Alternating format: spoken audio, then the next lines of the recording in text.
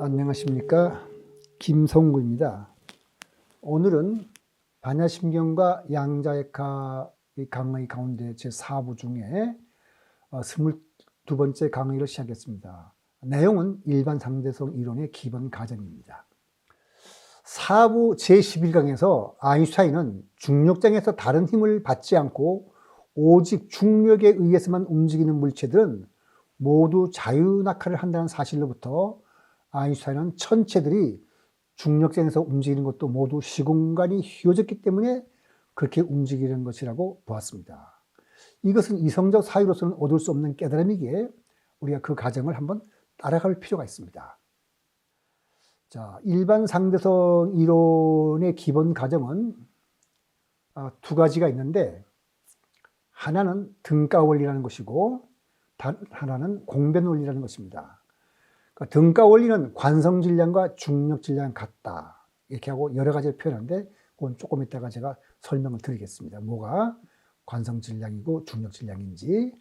그 다음에 두 번째가 공변 원리라고 해서 임의 좌표계에서, 그러니까 우주를 관찰하는 사람이 어떤 상태에 있든지 간에 가속으로 운동하든 중력장에 있든 뭐 관성계에 있든 상관없이 누구나 물리법칙은 똑같은 모양으로 본다는 뜻입니다. 그러니까 서로 다른 좌표계에 있으면 그 관찰자가 경험하는 현상은 각기 달라서 물리량은 다릅니다. 그렇지만 그 물리량 사이의 관계는 똑같은 모형을 만족시킨다는 것이 바로 이 공변 원리의 뜻이 되겠습니다. 네, 이제 기본 가정에 대해 설명을 드리겠습니다. 그러니까 등가 원리는 아까 제가 한마디로 말씀드립니다. 일단 뉴턴의 운동법칙부터 이해하는 것이 좋습니다. 뉴턴의 운동법칙은 힘은 질량 곱하기 가속도라고 해서 우리가 F 이퀄 ma라고 그러죠. 그럼 관성 질량이라는 건 뭐냐면은 A가 가속도인데 중력이 아닌 일반 가속도의 경우에 우리가 F 이퀄 ma라고 할 때는 우리가 이너셜 매스라고 해서 I라서 MI라고 썼습니다. MI 곱하기 A 이렇게 쓰면은 즉 관성 질량 곱하기 중력이 아닌 가속도를 하면은 그것을 우리가 관성 질량과 중력에 있는 가속도가 곱해진 거기 때문에 어떤 그런 종류의 힘을 정하는 겁니다. 그러니까 중력 질량이라는 것은 그 힘이 다른 힘이 아니라 중력일 때입니다. 그러니까 중력일 때는 그 가속도, 중력 가속도가 되겠죠. 그러니까 중력 가속도니까 그때 비례하는 질량이 우리가 mg라고 부르는 거예요. 그러니까 중력 질량이라고 부르는 겁니다. 그러니까 F 이퀄 ma라는 것은 뉴턴 법칙과 똑같은데 단지 그 힘 F가 일반적인 힘이냐 아니면 중력이냐에 따라서 중력 질량이냐 관성 질량이냐 이렇게 물어보는 겁니다. 실험을 해보니까 우리가 가속도의 크기만 같으면 중력에 의한 것이든지 일반 가속도든지 간에 중력 질량과 관성 질량은 같다는 결론을 아인슈타인이 나오기 훨씬 이전부터 이런 것을 알고 있었습니다. 그래서 여러 가지로 이 등가 원리를 설명하지만 가장 간단한 것은 그냥 관성 질량과 중력 질량이 같다고 보는 겁니다. 다시 말해서 힘이 중력에 의한 것이든 중력에 의한 것이 아니든 간에 가속도가 똑같으면 거기에 곱해진 질량의 크기는 똑같다. 이런 뜻이 바로 등가 원리입니다. 국소적으로 본다는 말은 그냥 우리가 보통 볼 때 내 주변에서 일어나는 일을 물리적으로 관찰하는 걸 말하는 거니까 우주 전체를 보는 것이 아니라, 그러니까 국소적으로 볼 때 가속 운동하는 좌표계와 중력장에 있는 좌표계의 물리 현상은 동일하게 나타나게 된다. 왜 그러냐면 그 가속도의 크기만 같으면 중력에 의한 것이든 일반 가속도에 의한 것이든 똑같으니까 힘이 똑같이 작용하니까 물리 현상이 동일하게 나타난다. 이런 뜻입니다. 우리 지구상에서 우리가 느끼는 중력 가속도는 G라고 해서 9.8m per second square입니다. 그런데 만일 엘리베이터를 탄 사람이 지구 중력 가속도와 똑같은 크기로 엘리베이터가 가속 운동을 하고 있다면 그 사람은 자신이 지표면에 있는지 가속 운동을 하는지 알 수 없을 것입니다. 이게 바로 등가 원리의 기본 의미입니다. 만약 엘리베이터가 끊어지면 떨어지고 있는 동안은 아무런 몸무게도 느끼지 못할 겁니다. 지금 무중력 상태에 있는 것인데 즉 중력이 사라진 상태입니다. 엘리베이터가 딱 떨어지겠다면 가속 운동을 받지 않으니까 몸이 아무런 가속도 느끼지 못하고 둥둥 떠 있는 상태일 텐데, 떨어지고 있는 엘리베이터는 우주 공간에 혼자서 둥둥 떠 있는 상태와 다를 바가 없을 겁니다. 왼쪽 그림이 지금 그걸 보여주는 거죠. 아인슈타인이 자기 생애에서 가장 행복했던 순간이라고 해서 과거를 해당한 글이 있는데, 한번 그대로 인용해 보겠습니다. 나는 특허구의 의자에 앉아 있었는데 이때 갑자기 내 생애에서 가장 행복한 생각이 떠올랐다. 어떤 사람이 자기 집의 지붕에서 떨어진다면 떨어지는 동안은 그 자신의 무게를 느낄 수 없을 것이다. 그렇죠? 떨어지니까. 나는 놀랐다. 이 단순한 생각은 나에게 깊은 인상을 주었다. 나는 모든 자연현상이 특수 상대성 이론으로 논의될 수 있지만 중력 법칙은 예외라는 점을 깨달았다. 이걸 깨달은 겁니다. 뭘 깨달았냐면 중력에 의해서 힘을 받고 움직이는 사람은 자유낙하를 한다는 그런 뜻이죠. 힘을 받는지 모른다는 그런 뜻입니다. 근데 우리가 생각해 보면은 왜 중력은 예외인가? 중력은 왜 다른 힘과 다를까? 다르다면 어떻게 다를까? 그래서 엘리베이터의 실험은 일반 상대성 이론이 나오게 만든 어떤 아이디어를 주는 현상이니까 뭐 전설에서 나오는 뉴턴의 사고에 해당한다고 볼 수가 있겠습니다. 네, 그래서 중력은 다른 힘과 어떻게 다른가를 생각해 보겠죠.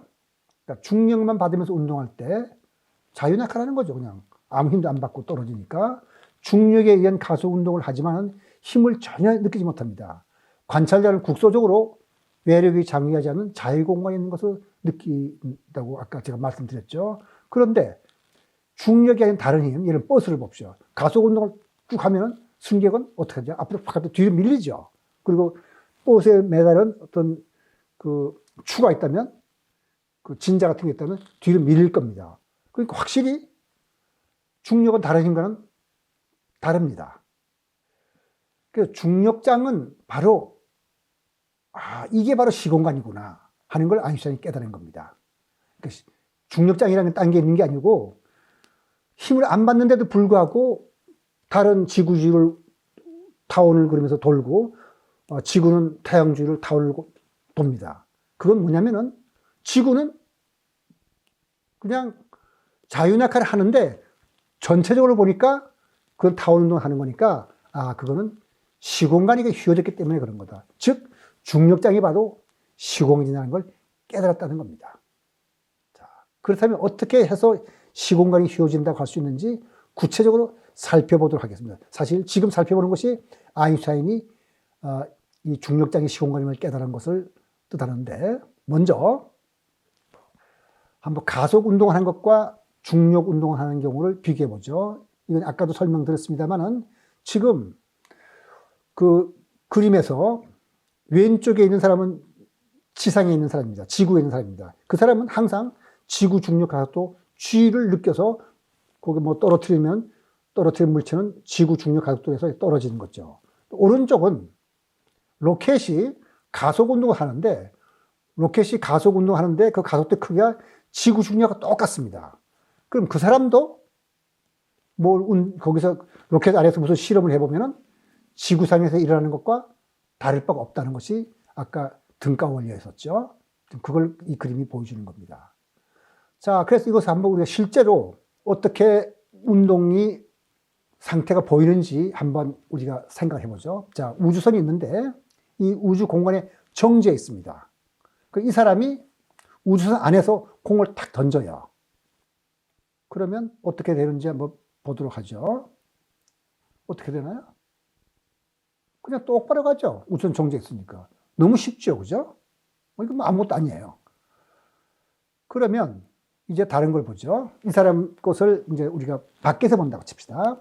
조금 전에 우주선에 정지해 있는 우주선이었는데 우주선이 일정한 속도로 가지고 움직인다고 봅시다. 그러면서 그 사람이 공을 던졌거든요. 공을 던졌으면은 그 사람이 던졌을 때는 거기 어떤 왼쪽에 보면 그림 3개가 있는데 그 여자는 항상 공 위치가 그 우주선 바닥에서부터 그 공까지 높이는 일정하죠. 우주선은 올라갔지만은 공 높이는 일정합니다. 그래서 이 사람을 볼 때는 항상 우주선 안에서 직선으로 이렇게 운동을 한다고 보지만은 우리가 볼 때는 우주선 자체가 움직이기 때문에 이렇게 운동한다고 보일 거예요. 그런데 만일 우주선이 가속 운동한다고 봅시다. 이렇게 속도가 빨라진다면, 그러면 오른쪽 그림 3개인데 우주선을 타고 있는 여자가 볼 때는 처음에 시작할 때는 바닥에서 이만큼 떨어졌지만은 만약 등속도 운동을 했다면 거기에만 직선만큼 오를 텐데 이 우주선 자체가 가속 운동을 하기 때문에 이 우주선에 있는 여자가 공보다 더 위로 올라가 버리죠. 따라서 공이 바닥에서부터 좀 가까워졌을 겁니다. 그 다음에 공은 거의 바닥에 떨어져 있고 이 여자는 많이 올라갔죠. 따라서 이건 뭐죠? 이 여자가 볼 때는 공이 포물선 운동하는 것처럼 보일 겁니다. 이걸 구체적으로 좀 다시 보여드릴게요. 자, 이제 우주선 밖에서 공을 던진다고 합시다. 아까는 우주선 안에서 공을 던졌는데 이번엔 우주선 밖에서 공을 던진다면 우주선 밖의 관점에서 볼 때 어떻게 되냐면 어떠느냐? 그리고 로켓은 우주선에서 일정하게 움직이고 있어요. 자, 한번 봅시다. 자, 우주선 안에서 보든 밖에서 보든 공은 직선 운동을 합니다. 단지 우주선 밖에서 던진 공을 볼 때 우주선 밖에서 본 사람들은 일정하게 본다면 우주선이 올라간다면 이 사람은 공은 내려가는 것, 자기가 올라갔으니까 내려가는 것처럼 볼 테죠. 그런데 이번에는 이것을 우리가 시간 대별로 한번 분석을 해보죠. 일정한 속도로 요거 지금 우주선이 일정한 속도로 움직여요. 시간 대별로 분석한다면 지금 우주선이 올라가고 있거든요. 그럼 우주선 밖에서 볼 때는 공이 똑바로 가지만은 우주선 자체가 위로 올라가니까 어떻게 보이나요? 이렇게 되죠. 그 다음 순간. 그 다음 순간 이렇게 될 테고, 그 다음 순간 이렇게 될 테죠. 그러면 이걸 볼 때, 우주선에 볼 때는 바닥에서 이만큼 높이에 떠 있던 것이 우주선 자기가 올라갔으니까 그 다음에는 공이 떨어진 것처럼 보여져서 공이 이렇게 떨어진 것처럼 보일 겁니다. 자, 등가속 운동하는 우주선에 볼 때는 처음에 시작할 때 공은 밖에서 직선을 던졌죠. 그럼 우주선이 가속 운동을 하게 됩니다. 그럼 공이 급하게 떨어진 것처럼 보이겠죠. 이렇게. 네. 직선보다 더 빨리 떨어질 겁니다. 그러니까 우주선 안에서 보면 공이 포물선 운동을 해가지고 지구에서 떨어질 때와 똑같은 모양으로 떨어진다는 것을 우리가 알 수가 있을 겁니다. 그래서 가속될 때와 중력이 작용할 때는 국소적으로는 물체 운동이 내가 중력장에 있는 것인지 가속 운동을 하게 되는지 알 수가 없어서 똑같이 물리현상을 보게 됩니다. 자, 그러니까 등가 원리는 바로 일반 상대성 이론의 기초 원리로서 가속되는 우주선 내부와 중력이 작용하는 상황은 구분할 수가 없다는 겁니다. 그러니까 자유낙하하는 상황과 우주 공간에서 아무런 중력도 받지 않는 상황은 구분할 수가 없습니다. 그러니까 중력이 작용할 때 자유낙하하는 상황에서의 물리법칙은 우주 공간에서 아무런 중력도 받지 않을 때 물리법칙과 같습니다. 자, 그럼 빛은 어떨까? 빛은 지금 우리가 우주선이 가면 정지했을 때 똑바로 쏘면은 우주선 밖에서 보나 안에서 보나 똑바로 날아가죠. 근데 빛은 똑바로 쐈는데 우주선이 위로 올라가게 되면, 등속도 올라가게 되면 당연히 빛이 밑으로 내려가는 걸 보겠죠. 왜냐하면 자기가 올라가니까. 근데 가속 운동을 하게 되면요. 빛이 더 빨리 떨어지니까 포물선 운동처럼 보일 겁니다. 빛도 휘어지네요. 그러면 여기서 무슨 우리가 결론을 내릴 수가 있나요?